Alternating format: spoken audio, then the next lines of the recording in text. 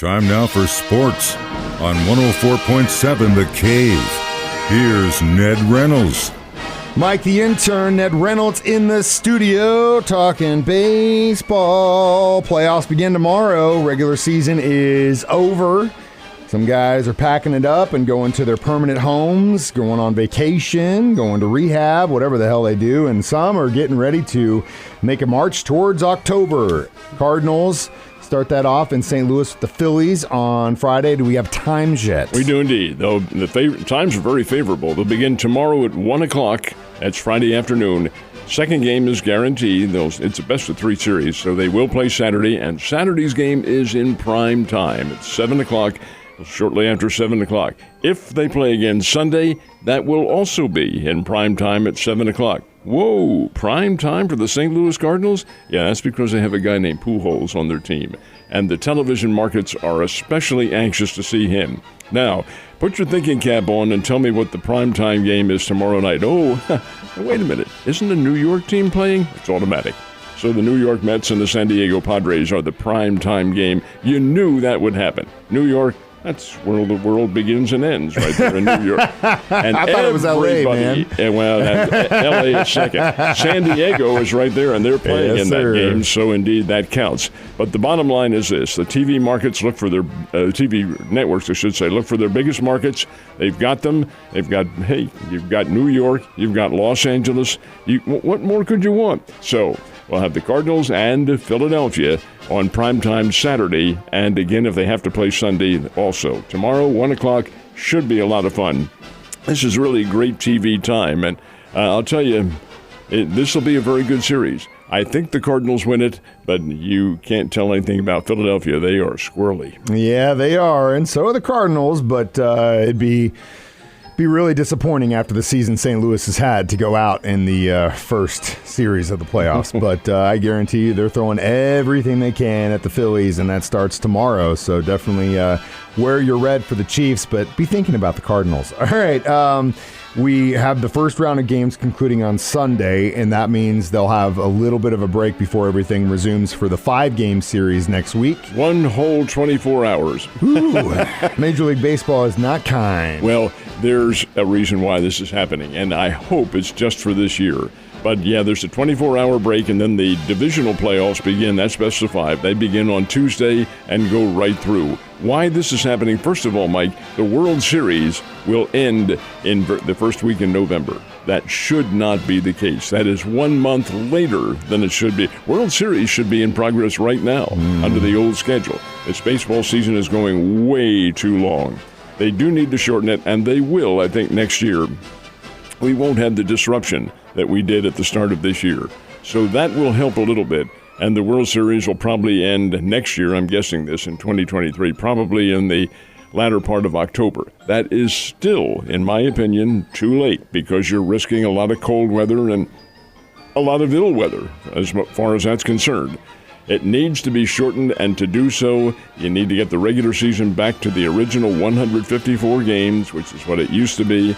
It won't happen. It's a wish on my part. Why won't it happen? The owners won't let it happen. They want the revenue from the additional games. That's why they put it in the first place. So that's a wish, but I'll tell you, baseball doesn't do itself, in my opinion, any favors by lengthening this schedule. And the public's interest begins to wane after a while. It's at a peak right now for the playoffs, but you can only carry that so far. Or it doesn't really start until, mid-August. Late September. In a sense, you get people like me that are like, you follow the team that you like, of course, and you kind of watch what's going on. When you can see a game, you do, but it's not diehard like with the Chiefs. I follow every move, even in the offseason. But if they shortened it, I feel like you get a little bit more. Follow the Chiefs because it's 1 game a week. Yeah, I know. Cardinals are 162 games. I know. See, but that's the thing. Don't add any more. God, no.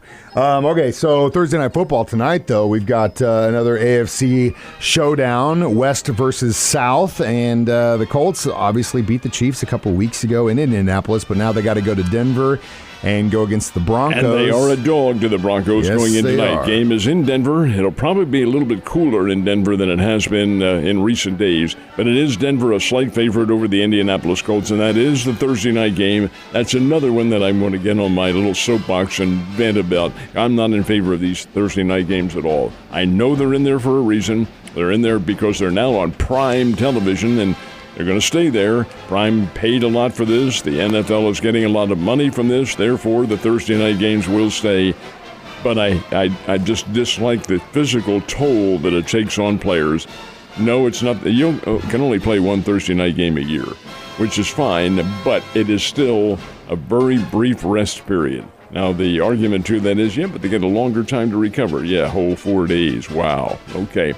Not in favor, but it still is Denver and Indianapolis tonight in Colorado. Both teams kind of banged up, too, so we'll see what kind of matchup. I think it should be a pretty good game, especially if you guys got guys on your fantasy team playing tonight. Come see us at Coyote Sports Cafe on South Glenstone, starting at 7 o'clock. So, of course, regular season is over.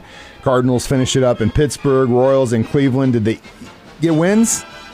They did not. Yeah. Cardinals and Royals both closed the regular season with losses. Pittsburgh came from behind, beat the Cardinals 5-3. Of course, the Cardinals it's not a makeshift lineup, but it is a different lineup. They were giving a lot of players. Yachty and Albert didn't play.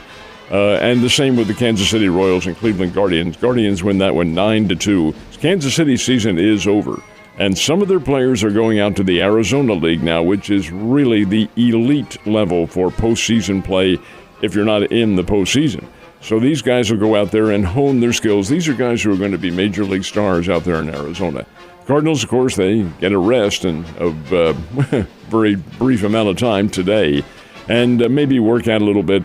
Then play the Cardinals. Play the Phillies, and that'll be tomorrow afternoon. But yeah, it isn't ideal that you end the season on losses, but it's not the way you want to go. And the Royals are going to be looking for a new manager too. Matheny is gone. Well, I'm sorry to hear that too, because I like Mike Matheny. I did too. Good man. You could see it coming when they fired Dayton Moore as the general manager. So you have a clean sweep and bring in everybody new. But I'll tell you, Mike Matheny is a very smart baseball guy. A catcher, had a great concept of how the game should be played. He can only do what your horses allow you to do. Yes, sir. And hopefully that, what do they call it?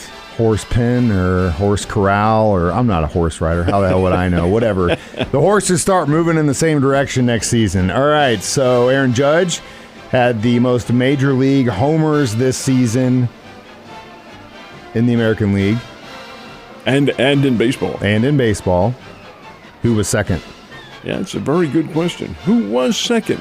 Well, this is interesting because there's relevance to this. The second leading home run hitter in baseball is a guy named Kyle Schwarber. Kyle Schwarber's Philadelphia Phillies. He finished with 46. He's the Phillies' leadoff batter. He leads off the games, and he had 46 home runs this year. Too many.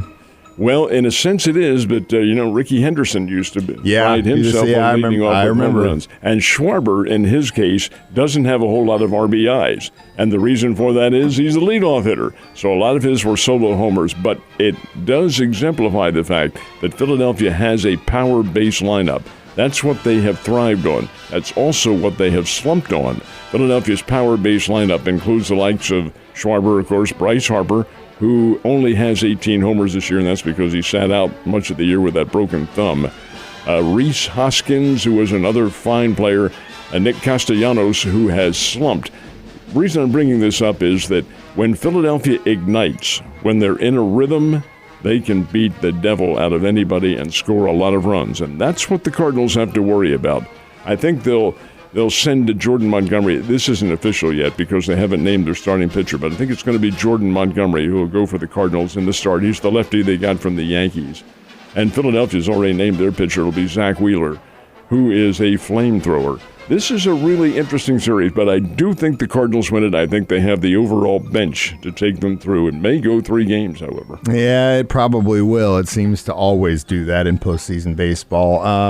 And the other good thing about the regular season over is all you numbers guys gets to look at all the stats and who did what. And, of course, Pujols had a great season, getting over 700. But as far as the regular season, any leaders in the Cardinals bullpen or team with stats? They have one, and that's Paul Goldschmidt. Goldschmidt, who is up there in the category of batting average and the RBIs. This is really interesting, too, because at mid-season, Goldschmidt was tearing things up.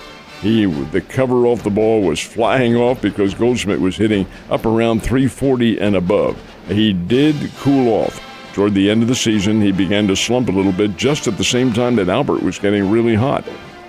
It's Albert who carried the Cardinals at the end of the season, but Goldschmidt finishes with really the pretty good stats. His final batting average is going to be 317 for the year, and his RBI is 315. He also had 35 home runs, and Goldschmidt is not a home run hitter. This was a big year for him. I think he is probably the leading candidate to win the National League Most Valuable Player Award, even though his stats are probably secondary to several other individuals.